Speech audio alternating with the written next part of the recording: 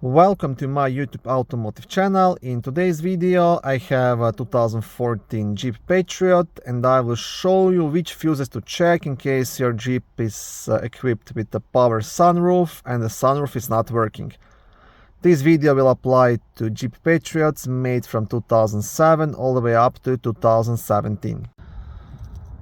Power sunroof fuses will be located in the main fuse box, which is under the front hood right here.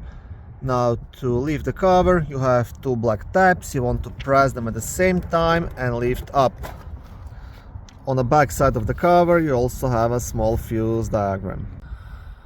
So the fuses you will be checking are fuse number 16, which is a 15 amp blue fuse located right here, and the fuse number 24, which is also a 15 amp blue fuse located in the middle of the fuse box. Now, if both of these fuses are good, then you will have to dig a bit deeper and start looking towards the power sunroof switch, possible wiring issue or a failed motor. Thank you for watching this short video. I hope it was helpful and educational. If it was, please like it and consider subscribing to my YouTube automotive channel. On my channel there is lots of how-to videos, do-it-yourself videos, car reviews, product reviews and other similar automotive topics.